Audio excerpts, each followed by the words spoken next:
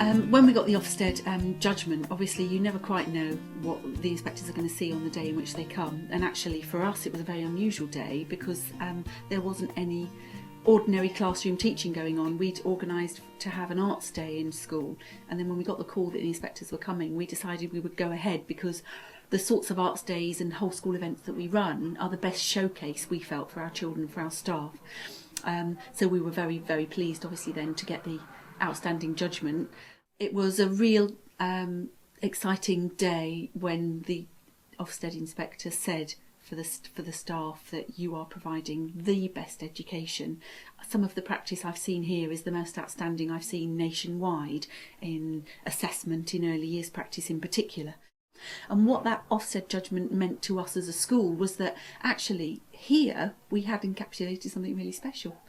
We were doing something that we thought everyone else must be doing, but we were told that actually no, what you're doing is the top of the game.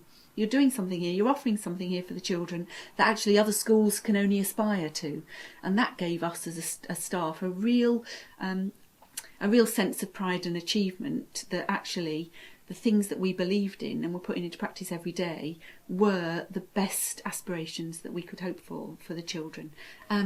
At the end of last year, we were contacted by HMCI, which is the Department for Education, and they said that they had noticed the outcomes for our children at 7 seemed to be among the best nationally, and they wanted to come and see what it was that we were doing, because clearly something really magical and special was happening here.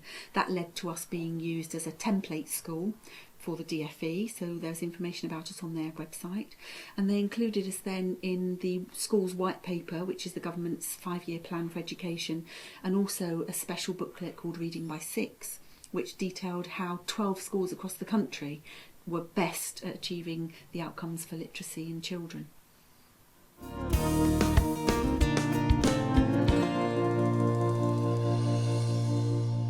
School, I think it's important for many reasons. I mean, clearly, if people are looking for a place to send their children, many of them do look at Ofsted reports. I think it's a real achievement for the pupils, a real achievement for the staff, and somewhere where you could be really proud to work here. It's, we are becoming like a model school and things like that, so we are kind of leading the way for the schools in the area as well. So, we can pass on our good practice, the things that work. I think we've got a really positive ethos in this school, and I think it's an example as well to other schools. Inevitably come from the head.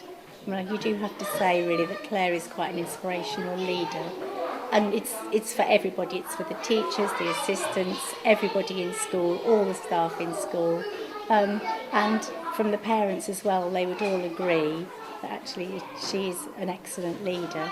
So I've been here 12 years, and I would say 12 years ago, of competent readers in a class you might have 5 children. Now you've got 25 competent readers at the end of year 1. And that's down to read right? Down to read right.